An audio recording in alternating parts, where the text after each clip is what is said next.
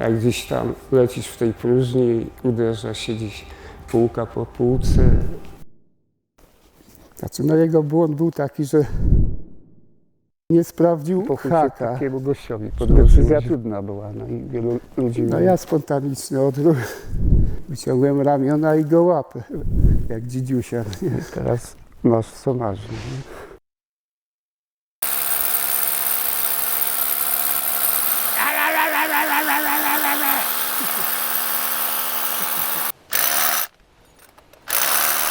Właśnie przedmuchuję otwór, w który będzie wklejane stanowisko. O, nawet się udało strzelić jakoś. Dobra, jeszcze podwiet. No, byłoby. Dobra. Przeczyścić otwory, wyciorek. No, te czynności powtarzamy dwukrotnie. Czyszcząc szparę. No, tu skała jest pancernie twarda, dużo prądu idzie. Dobrze się czuję, lepiej się czuję niż na chodniku ulicy. Tutaj przynajmniej się nie schizuje, no nie? Strach jakiś jest zawsze, ale o tym się nie myśli po prostu, bo trzeba zapomnieć to odrzucić. Jakby się myślała o tym strachu, to panika by cię zżerała i bym kroka nie ruszył, tak jak ty. No zdecydowanie, dokładnie, zawsze boję się bardziej chodzić po ziemi, po chodniku, po każdej ulicy. Bardziej mnie to schizuje, takie chodzenie, niż wiszenie na skale w górę. Ja się tu czuję bezpiecznie jak u siebie w domu, na łóżku, fotelu, przy biurku, komputerze.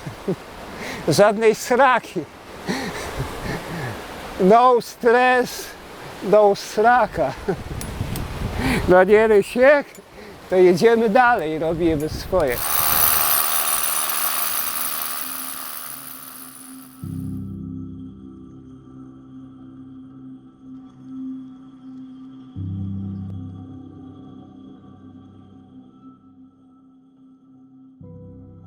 No, wiesz, wspinam się, ekiperuję. 36 lat, to jest kupa czasu. Tego się nie da tak rzucić i po prostu nic nie robić, bo to zawsze do tego ciągnie i będzie ciągło, nie? Choćby nie wiem co. Nie? To taki mam cel, jak wrócimy tutaj teraz z wyspy, mam do uszykowania zawody wspinaczkowe, dajtruningowe. Znaczy na pewno chciałbym coś ogarnąć z pracą, może jakąś pracę, coś znaleźć, nie? I takie marzenia. W Tatry trochę coś pokrążyć, powspinać się zimowo. Moja kontuzja inwalidzka, na początku trudno było mi się z tym pogodzić, że nie mogę robić czegoś tak, jak robiłem kiedyś. To trzeba ze wszystkim się zgodzić tak pomału. Nie? No czasem wiadomo, też ludzie obok pomagają, co jest przydatne. Chociaż ja nie chcę bardzo, żeby ktoś mi pomagał, ale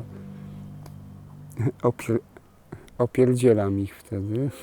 Bardzo mnie takie sceny denerwują, bo ja z rodziną mieszkam, z rodzicami, to wiesz, mama, tata, to cały czas na tym wiszą i mi coś tam pomagać, no nie? Często się wściekam i nerwówka, no nie? Znaczy, potem przepraszam mamę, no nie?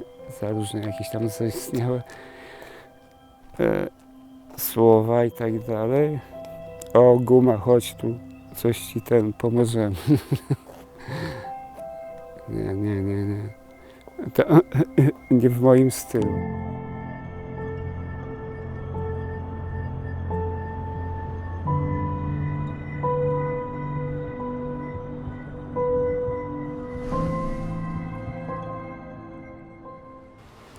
Co, będziecie nagrywać teraz? To dobra, to podchodzimy.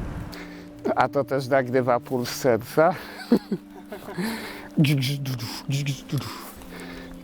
Trzeba jeszcze mieć to serce. Trudność drogi M5+, a na zimę taka dosyć trudna. Droga długości 250 metrów. zjeżdżając do mnie, tak pomotał linę, że w dwójkę mega siłami nie mogliśmy za cholerę ściągnąć tej liny, no nie? Aha, akurat głupi telefon. Idziemy pod drogę Świnicy, no tam gdzie się ten Oktawiusz na mnie spierdykał, no nie? No jesteśmy niedaleko Koleby, no nie? No i od Koleby chcemy tam pod Firat podejść i pod moją drogą tam coś ten porobić, no nie? Hakówkę, no nie? Psychiczną, no nie? Ja wcześniej mieszkałem sam, czy z kimś, z jakąś kobietą, wynajmowałem dom czy mieszkanie w kamienicy, no, ale po tym całym zdarzeniu to wszystko się skończyło. Musiałem powrócić do rodziców i z nimi mieszkać. Do której pory z nimi mieszkam i super mnie wspierają, bo bez nich to nie wiem, co bym zrobił. Pewnie mieszkałbym w śmietniku na ulicy. No dosłownie. No, bo jak coś ci się stanie, to też środowisko cię wyrzuca tak naprawdę, dostajesz kopa w dupę, no bo już nie jeździsz z nimi na wyprawy, no to oni cię tak z życia anulują, wiadomo o co chodzi. Nie? A samotność taka jest dosyć najgorsza, dołująca. Depresja. No. Wpadało się często w stany depresji.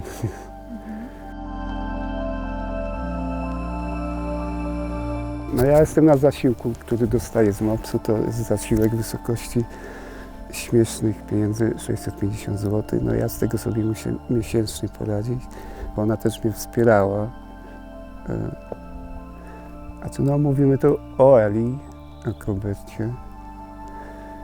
Ja się z nią poznałem, też ona miała zły okres wtedy, jakiś taki tam rodzinny. Byliśmy ze sobą 3 lata. No ja też ją dobrze naprowadziłem psychicznie, że ona wyszła z tych depresji, bardzo jej pomogłem, ona też mi pomogła i to takie było wzajemne, no nie? I jak ona się poczuła lepiej, dobrze stanęła na nogach, to poszedła po prostu po prostu do swojego byłego, nie? Powróciła.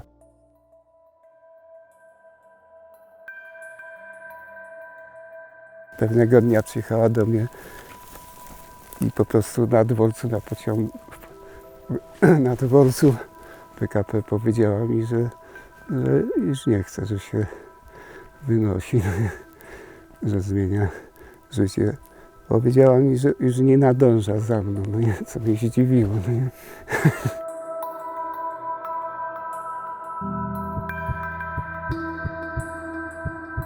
No lepiej być nisko nad ziemią, niż gdzieś się stoczyć. Już raz tu wypadek był.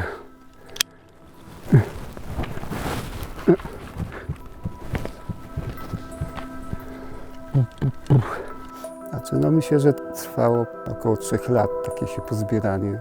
Dla mnie było górami dojście do siebie po wypadku. To były ogromne góry. Przerastały Himalaje nawet, nie? Żeby stanąć na nogi, się wyprostować. Ja też popadałem w jakieś ciągi alkoholowe. Uczęszczałem na taką terapię, która mnie z tego wyciągnęła. I to było pokonanie tej góry pijackiej. Będąc na różnych jakichś zabiegach i szpitalach, też poznawałem ludzi z podobnym moim przykładem. No to wiesz, wielu ludzi już nie żyje, no bo oni sobie nie mogli poradzić ze sobą. Nie? A góry leczą wszystko. Góry cię wyleczą z zatrutej miłości, właśnie z picia, z narkomanii. Myślę, że to jest takie najlepsze miejsce, przynajmniej dla mnie było i jest. Warto jest poszukać pomocy u znajomych, u przyjaciół, bo oni też zawsze pomogą, bo samemu nieraz jest naprawdę trudno wyjść, mi było trudno wyjść. Bez przyjaciół pewnie tego bym nie osiągnął też.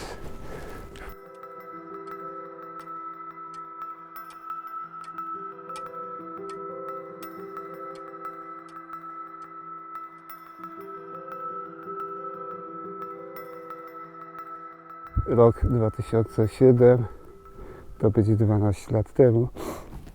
Przyjechaliśmy tutaj wjazd kolejką na Kasprowy. No ja byłem wtedy taki wypluty, jak to święta, no nie? Rodzinki, zabawy, imprezki. Nie chciało mi się generalnie w ogóle w tym dniu wspinać, no nie? To Oktawiusz sobie poprowadził ten wyciąg, zajęło mu to sporo czasu, tam trochę się nawalczył, z godziny na pewno. No, zjechał do mnie na ziemię, ale w czasie zjazdu taką linę pomotał, że w dwoje, jak ciągliśmy tą linę, nie mogliśmy jej za nic ściągnąć, no nie? Jak doszedł do stanowiska, nie skontrolował haka ręką, czy się rusza, no i powinien to zrobić, że nie zapomniał o tym. Bezmyślność taka jego. Wiesz, po czym się przepiął, zaczął zjeżdżać i za chwilę widzę, że facet leci, koziołkuje przez okap i leci ku ziemi. No a ja byłem blisko ściany liny jego upadku, że szybko odruchowo jakiś spontan. Doleciałem i łapę go w ramiona. No nie? Uderzył mnie w prawy bark ręki, przez co momentalnie straciłem przytomność.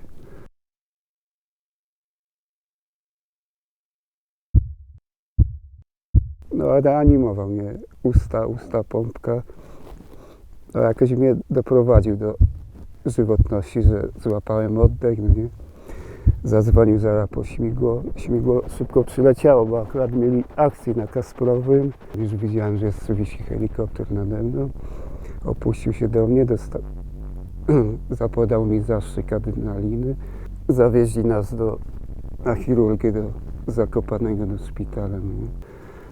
Jakiś śmieszny lekarz mi powiedział, że to ma pan pękniętą rękę, bo zwyczajnie w szynę mi ją wsadzili, nie żaden gips. No nie. 3 dni tam poleżałem i gościu mi mówi, idź pan sobie sam radź, bo my tak naprawdę to nie wiemy, co panu jest. No nie. A ja już tam czułem, że coś z tą ręką nie tego, bo nie czułem czucia, nie mogłem już palcami zgiąć.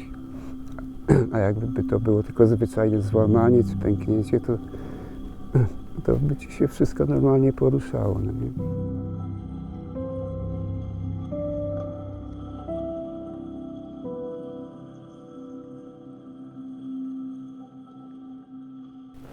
Bliski czas po wypadku to dosyć często się widywaliśmy w skały, jeszcze jeździliśmy. A teraz tak od 3 lat to bardzo rzadko, nie? Co pół roku może go gdzieś spotkam. Zaraz bezpośrednio po wypadku i długi okres nie żałowałem. Zacząłem żałować, jak zobaczyłem, jak gościu się stacza, to nie? No to sobie tak mówię, a czemu takiemu chujowi pomogłem? Jak on się sam teraz uśmierca. A ja mu życie uratowałem i teraz klęczę. Czy to był jakiś sens? No nie? Że tak na dzień dzisiejszy powiem na 80%, że żałuję. No. Też go wysłałem przez moje gadanie na terapię. Nie? Też pojechał się leczyć i to kilkakrotnie, ale te terapie szybko przerywał. Nie? A na dzień dzisiejszy to takie wspieranie jego już nie daje. No bo jest takie powiedzenie, że jak ktoś naprawdę sobie nie da pomóc, to go zostaw, bo się nic na siłę nie da. Nie? Teraz nawet bym przełożył, że na to, że bardzo żałuję, że mu pomogłem, a te 20%, a niech mu będzie, że mu pomogłem. No nie wiem, jak to ująć. A takie dosyć ciężkie to jest. Ja również mogłem nie jeździć na wózku, bo lekarz mi powiedział, że jakby nie moje silne mięśnie w barku wspinaczkowe, to gościu by mnie przetrącił. Właśnie jak zacząłem ekiperować, to właśnie z takim podstawieniem, żeby nikomu w skałach się nie stało nieszczęście, no nie? Żeby było bezpiecznie w tych skałach, górach. żadnych ofiar, kontuzji. No i to właśnie tak cieszy i raduje, bo ludzie też rację przyznają, że fajnie, guma, super to robisz, czujemy się bezpiecznie i przyznają rację, że oni się nie boją wspinać po moich drogach. Ekiperowanie jedną ręką wcale nie jest łatwą rzeczą, no to zdecydowanie może się to nazywać ekiperski Himalajzm.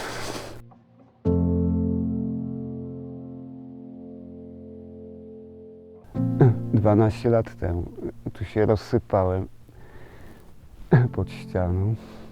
A tutaj w tych rejonach często bywam, na zachodniej Kościelca. Ciągle się gapię na tą drogę, gdzie się to zdarzyło, ale jakoś serce mi nie pęka i zawału nie dostaję. To jak się gapię tu, co mi się kuku stało, to tak się łapę taką energię życia, no nie? O, tam padłeś pod tą ścianę, a jednak chłopie dalej chodzisz, żyjesz, działasz, się ruszasz. No i jest zajebiście i to mnie cieszy, no nie? No. Nic się nie dzieje bez przyczyny. O, w takie coś też wierzę, no nie? Tak jak na przykład o tu my teraz jesteśmy, nagrywamy ten fajny materiał. Trzeba iść do przodu, bo to jest podstawa, nie poddawać się. Pamiętajcie wszyscy. I takie rzeczy, które się teraz dzieją, to po prostu są takie pikuś, że to takie łatwo się je pokonuje, no nie? Wiesz, że poradziłeś sobie z czymś takim wielkim, co cię mega przygniotło, jak czy to nowy dźwig, to teraz z czymś takim łatwiejszym sobie bez problemu radzę, no nie? Łatwiej się na nogi powstaje.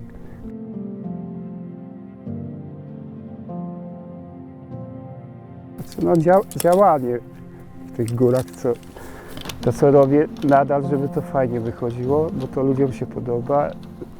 Też mnie cieszy, że oni dziękują, że mi się podobają te drogi w skałach, które powstają.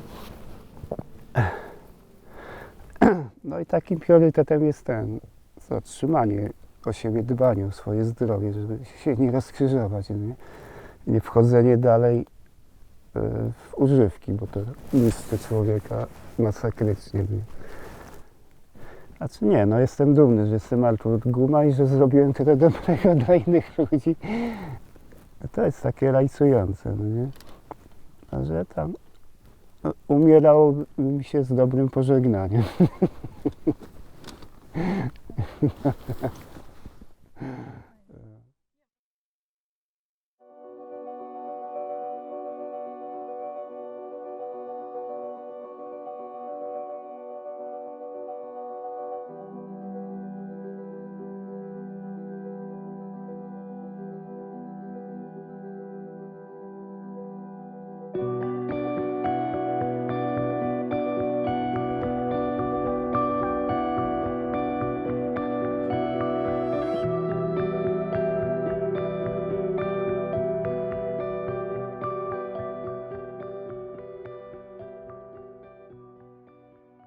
Guma się wzięło po prostu z lat szkolnych, z podstawówki.